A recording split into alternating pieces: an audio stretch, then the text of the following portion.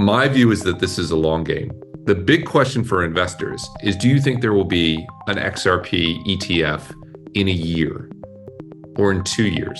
But let's just say in a year. In a year, I think there's a very good argument for that.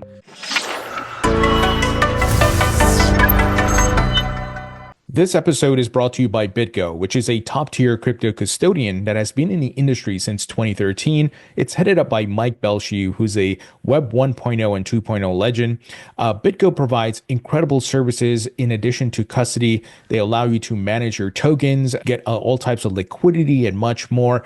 And some of the companies that use BitGo include Bitstamp Exchange, SWE, the token project, Pantera Capital, that's Dan Moorhead, as well as 21 Shares, which issues Bitcoin and Ethereum ETFs.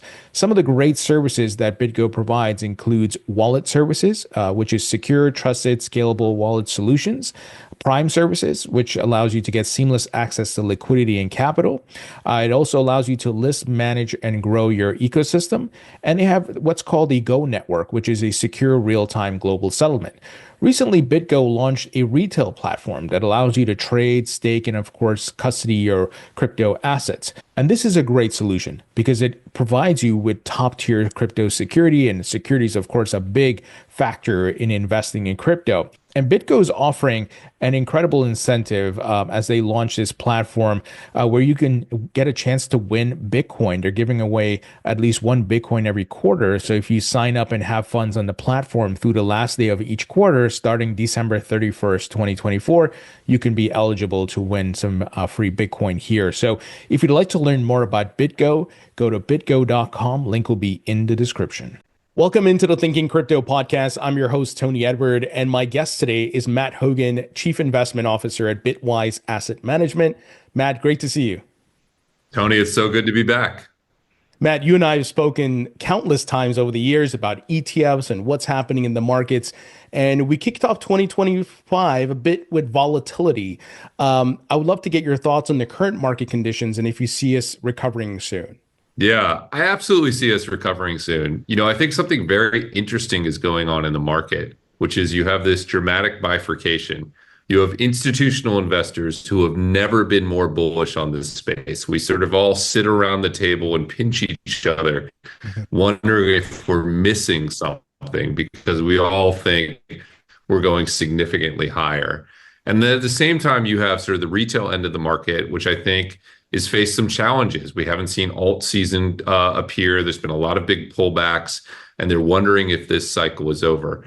When I look at the market, I think in this case, not always, in this case, the institutions have it right.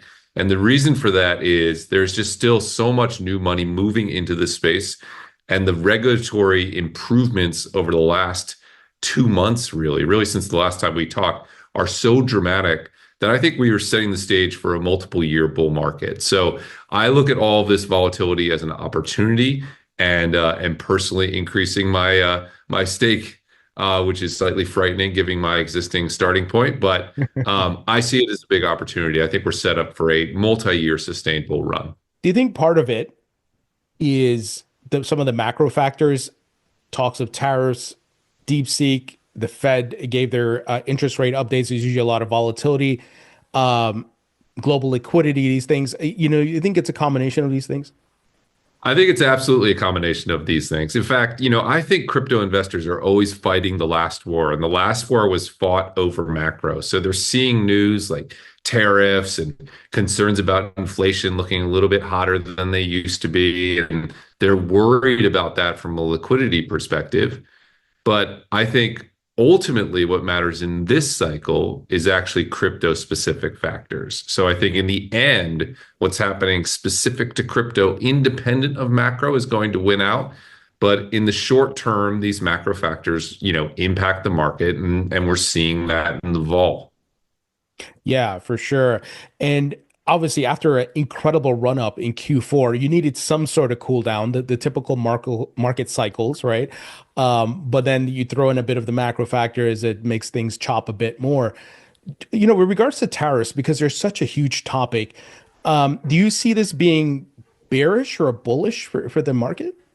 I think it's bearish short term for the reasons you just mentioned, which is it introduces this macro uncertainty and risk. And I think that weighs on the market. Our view at Bitwise is it's strongly bullish long term. We don't think tariffs are the end game. We think they're a negotiating point for the Trump administration. And we think ultimately what the Trump administration really wants to get to is a weaker dollar and lower long-term interest rates. Those are the two things they're focused on: a weakened dollar to spark manufacturing demand in the US, and then lower long-term interest rates. Well, because Trump's a real estate investor at his core, and he knows the importance of low long-term interest rates. So if we're right that tariffs are a tactic and not a long-term strategy to get to these end goals, those will be very supportive for Bitcoin and crypto. I think the market isn't sure yet. It's figuring it out. But our view strongly over time is that they're a tactic, and that ultimately what Trump wants is a lower dollar, and that will be good for Bitcoin and other crypto assets. Yeah, well said. And we've seen when the DXY, the dollar currency index, is breaking down, it's very good for risk assets. Obviously, cheaper capital with lower rates, all these things are conducive to just really good performance for risk assets. So I'm looking at the DXY chart. Hoping it keeps breaking down. That'll be very good Yeah. overall. Now let's talk ETFs, because we got the XRP ETF, Solana ETFs in play. Just last week, we saw the CBOE filed a 19B-4s for Bitwise's XRP ETF in addition to other filers. What does this mean for the XRP ETF? Yeah, so I can't talk specifically about our filing, but I can talk about what that means generally, which is you may remember that there was sort of a start and stop motion to these ETFs previously. There were applications filed and then the applications withdrawn.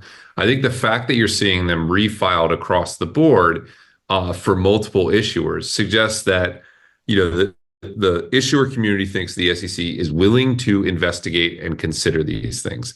That doesn't guarantee in any way that they will be approved, but being open to the discussion is much better than not being open to the discussion. So I think conversations around XRP, Solana, and multiple other assets are going to heat up. Our view is that the SEC wants to take an accommodative view and help investors access these assets through ETPs. We'll find out over the next 6 months. But by any perspective, the outlook is better than it was 4 weeks ago and dramatically better than it was 4 months ago. And so that's what I would focus on here. This is a hard question to answer because we're just speculating here, but let's say Paul Atkins gets into office by the end of Q1. Do you think these get approved by the end of Q2, given the context of Hester Peirce leading the crypto task force? And it's much more of an open door. There's an email, crypto@sec.gov now, and all these things. I think you have to feel very optimistic about the direction the SEC is going, but I would say you want to be realistic about the speed. Here's the thing, Tony, which I don't think most people understand. For every commodity ETF launched so far in the US, there has been a regulated futures market that is traded alongside it, which has given us comfort to launch going way back: gold ETPs, corn ETPs, wheat ETPs, and then in crypto, Bitcoin and Ethereum. So there is a big step to take to move to something like XRP or Solana or any other asset for which there isn't a large, robust, regulated futures market. Now, that futures market is not required, but it's not a trivial step. And because it's not a trivial step, I think even a pro-crypto SEC is likely to take their time, analyze, get public comment. My view is that this is a long game. The big question for investors is, do you think there will be an XRP ETF in a year or in 2 years? But let's just say in a year. In a year, I think there's a very good argument for that. Trying to get more specific underneath that, I think you're introducing a huge amount of risk, and there's honestly no way to know. I think we're moving in that direction long term, and that should really be the focus if you're investing, for the next 5 years. And correct me if I'm wrong here, Matt. So let's say the futures market is established, right? They would probably want to see a large sample size before even approving the spot. I don't assume that, okay, it's approved. The futures is here, and then a month later they approve the spot. Yeah, I mean, this is all part of the unknown. We've never been in this position, but that is a rational statement to make, and that's one that I feel is true as well, right? And again, we don't need these futures to have ETPs, and I think ETPs make markets safer and cheaper and more secure for investors. So I think there's a strong argument. But I would just say, this would be a significant difference. So I think those differences can take time to work through, even in the most accommodative, helpful, and engaged SEC, which is, I think, what we're getting. But I'm optimistic, right? Bitwise wouldn't be in this market. We wouldn't be filing for new ETPs if we didn't think they could launch. And the SEC is moving quickly. But if I were an investor, I wouldn't put, all of my bets on it launching before the 4th of July. That's just like, that would be a very aggressive point of view. I would think more about, are we in the zone where in the next year we'll get one? And I think we feel optimistic that that's true, not for the Bitwise ETF specifically, but broadly in the space. Yeah, absolutely. And speaking of new ETFs, I noticed Bitwise filed for a Dogecoin spot ETF, which is incredible. Dogecoin, obviously the most popular meme coin out there, the one with the most legacy, has a community, has developers working on it and things like that. What made you guys do this filing? Yeah. Again, I keep saying this. I can't talk about our specific filing, but I do like to disambiguate or separate Doge from other meme coins, right? Because the thing people hate about meme coins is that they're ephemeral, they're here today and gone tomorrow, and they're subject to insiders rugging the public, right? What we really don't like about meme coins is Hawk Tuah coin, where the founder takes all the money on day one and everyone else is left with zero. Dogecoin's actually the antithesis through that. Dogecoin lived through all of the scandals of crypto, right? If you go way back, Dogecoin was here when Mt. Gox was a thriving business, Yeah. right? It is an incredible duration. It's the opposite of ephemeral. It's one of the oldest crypto assets. And it also launched with a fair launch. It has no insiders. There's no insiders in Doge. So the things people hate about meme coins, the primary things, are not true of Doge. Now you are left with a coin that has a cute dog as the logo. And do I think every investor should own Doge? Definitely not. Do I think it's the same thing as Bitcoin? Definitely not. It's playing a different game. But am I going to sit here and tell investors that they're wrong to be excited about this community, which is vibrant and has sustained itself for 12 years? I'm not going to do that. Like, that's a crazy thing to say. So I see too much media coverage that lumps Doge in with Hawk Tuah and Melania and Trump coin and whatever, fart coin. I just think that's the wrong analogy, right? You have to respect its history and its community and its length of stay and the fact that it's an honest dog token. Yeah, and it's proof of work. So there's actual, it's not like pre-mined or anything like that. It Right. is, it's churning out. The miners are working on it. And I remember interviewing, I forgot the company, some young developers working on adding some smart contract layer on Doge and trying to add some tokenization on it. So it had some Bitcoin principles because of the proof of work concept, but not fully aligned with Bitcoin. But yeah, it's very different. Yeah, I think that's right. And while I'm not here to say like it's the future of finance or it's the future of money, I do think anyone who's thought about how markets have evolved over the last 5 years, who watched what happened in GameStop and with Wall Street Bets, who've watched the emergence of these excited communities around crypto and is saying they'll go away, I find that equally as silly as some of the like the pro takes on the latest meme coin drop. I think both views are irrational. You need to look at this sustained community that's made it through 12 years, and it's probably going to be here for the next 20. And that's interesting to some people, and other people can ignore it, and that's fine, right? I think that's how to think about Doge. Matt, are we seeing the birth of the new way of capital raising, of funding, and so forth, with guardrails eventually, the proper guardrails in place? But I can register with the SEC and tokenize myself in some the Tony meme coin, but I'm not dumping on people. I'm not rugging them. They get a clear outline of what my tokenomics are, why I launched the coin, what are the benefits. Is this the future of capital raising? Well, I think it's a piece. I think it's really a piece. And I think as long as there is transparency and there are not these insider rugs and we have fair rules of the road, I think it will be a positive evolution. I also think long term, you're going to see established monopolies that have built themselves around network effects find themselves really challenged by this new ability to, raise capital within a community setting in a way that incentivizes people to support the growth of these new networks. I think it's probably a little bit more radical than many people think. Obviously, we need a number of regulatory steps until we get there, but uh, yeah, I think it's worth thinking about and studying because I think it's more important than most people sort of give it credit for.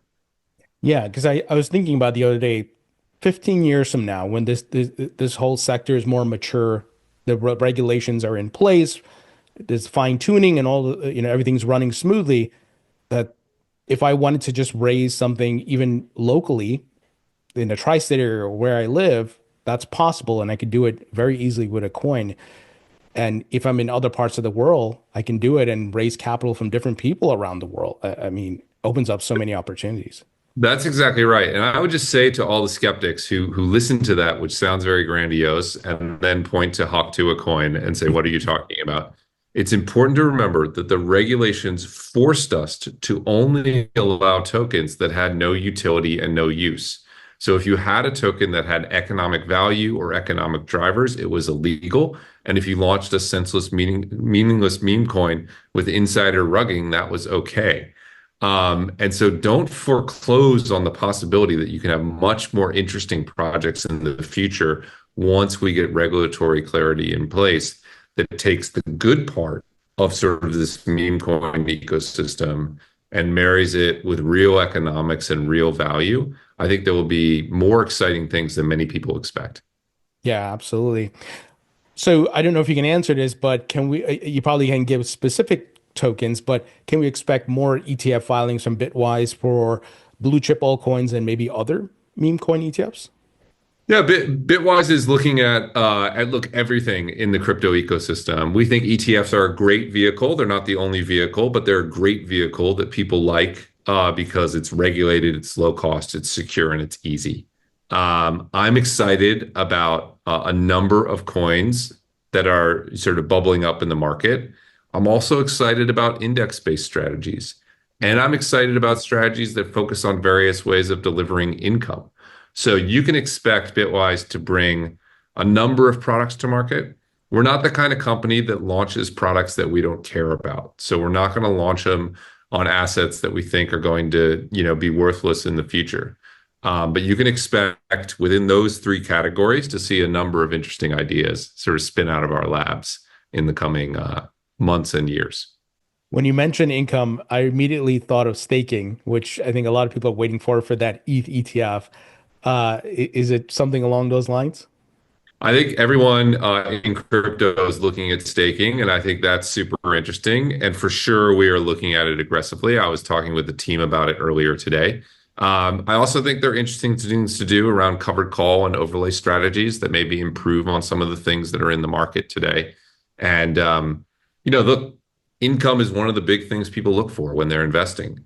And crypto delivers unique ways to access income that's probably uncorrelated with other approaches. I think that can be hugely valuable. So if we can deliver a professional, high quality experience in that, you can bet we're going to do it. Mm. Final question here before I let you go. We're seeing a lot of states are filing for a strategic Bitcoin reserve or introducing bills. I think Utah, their version made it past the House. It's going to the Senate, which is amazing. Do you think many of them are going to go the ETF route because it's easier?